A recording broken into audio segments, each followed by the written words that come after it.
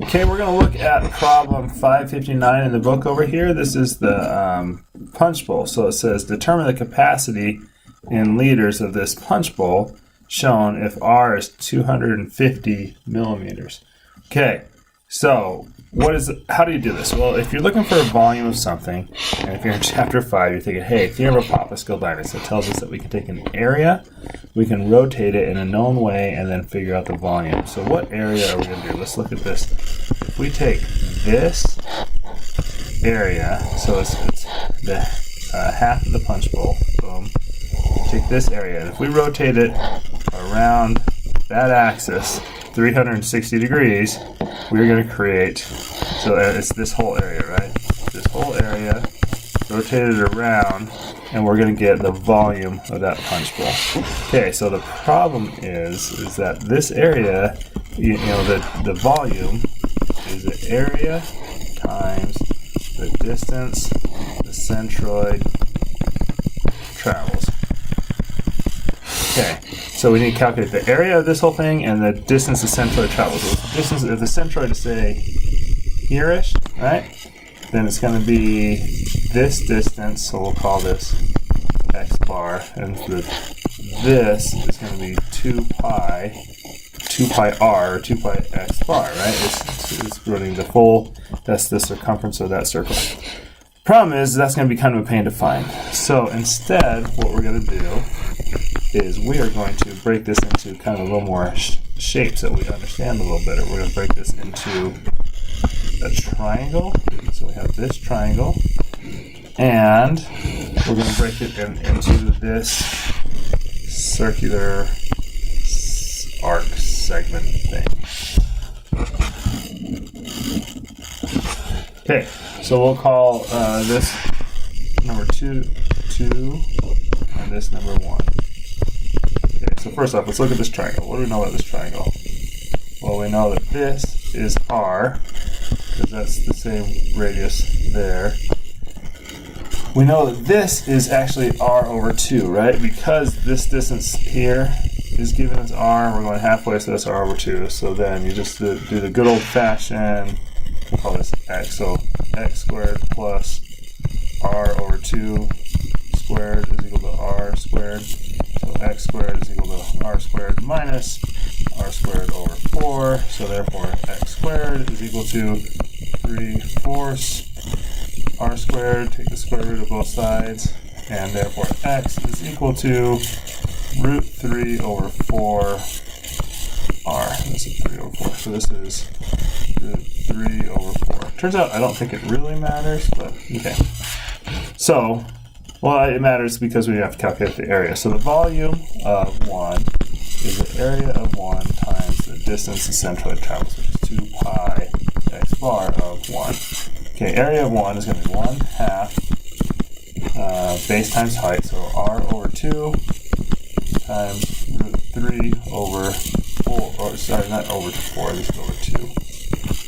Square root of 4 is 2. Root 3 over 2R. So that is the area times 2 pi times x bar. Well, what do we know x bar? It's kind of right here-ish.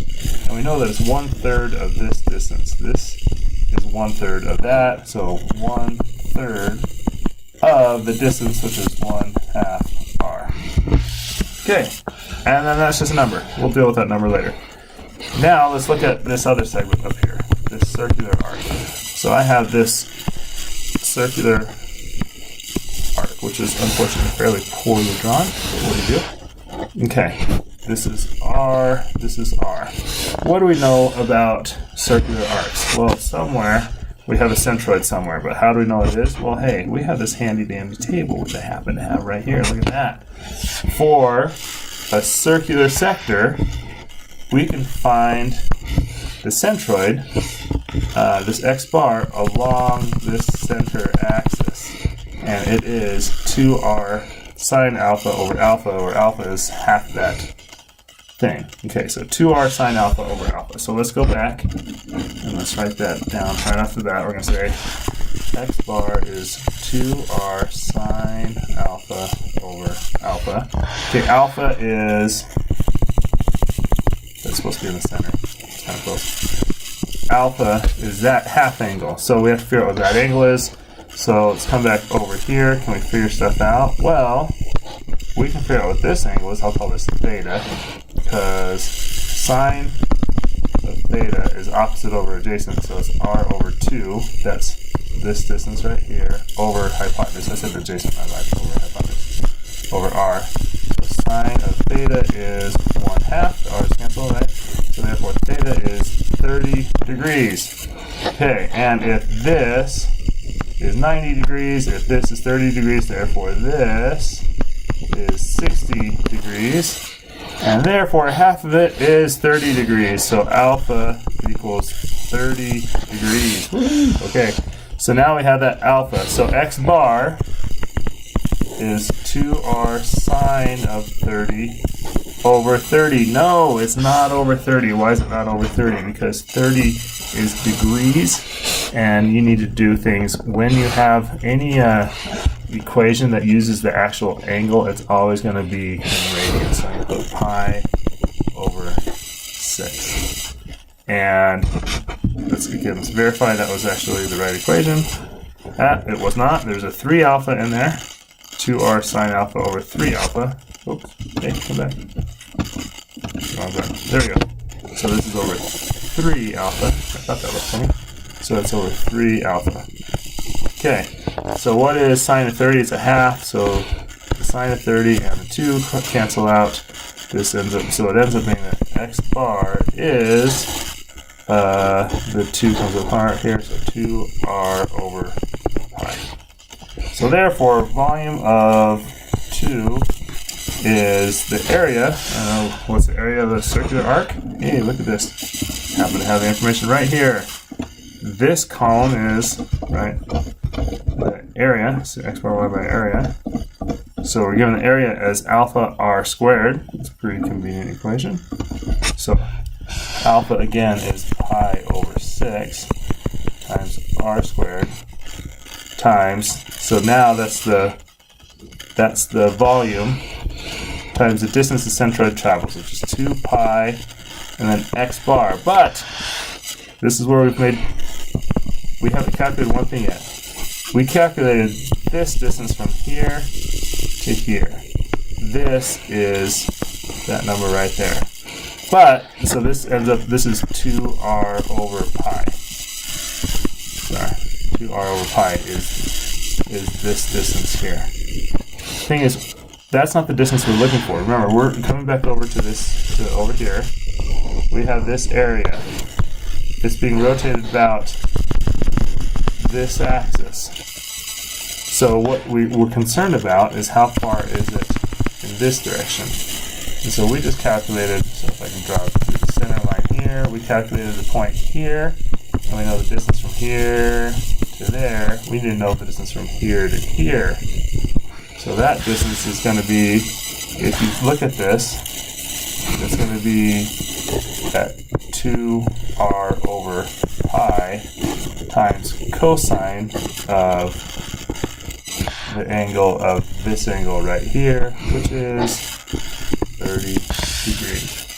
So 2r over pi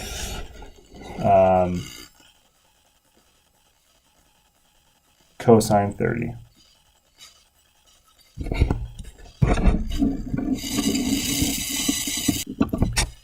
So now be careful, because this step right here, the cosine 30, the book accounted for it in the solutions, but they didn't show it.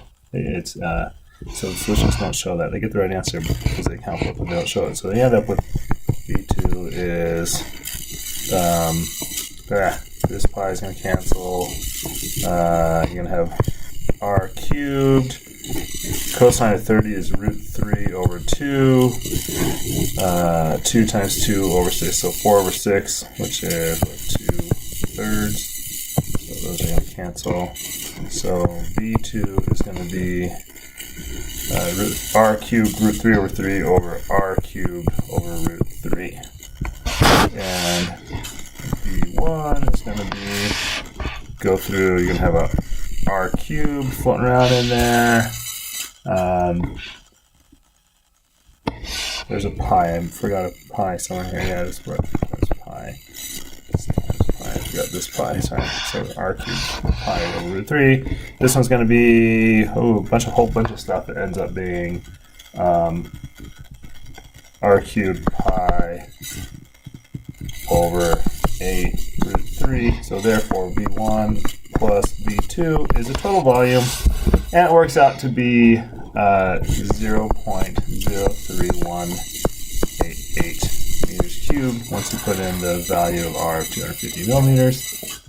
And since we're looking for the volume in liters, volume is, you divide that by 3 and ends or by 1,000, so it's multiplied by 1,000, sorry, 31.9 liters.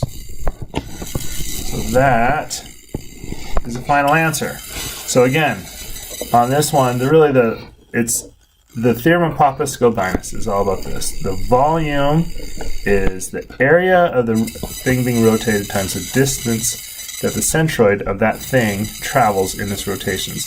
So when you're doing a full 360 degrees, it's always going to be 2 pi times the distance that centroid is away from the axis of rotation. So usually 2 pi x bar or 2 pi y bar, right?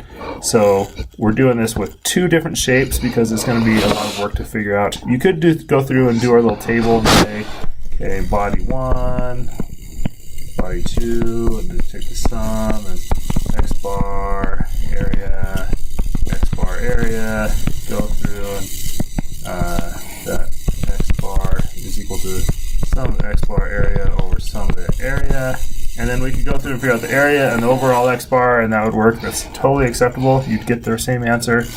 But since you don't really care about the overall centroid, you're just trying to do it, it's kind of more direct, I guess, to calculate the 2 areas, the triangle and the circular arc. The takeaway from the circular arc is, although we have that information in the table, please be aware that this table doesn't always give you the exact answer you want. It gives you the information that you need to calculate the exact answer. The table happens to give it along the center line. So when you come here, it's giving it to you along the center line, not in the x direction, so you have to convert it, which is what this part over here is about. And there you go.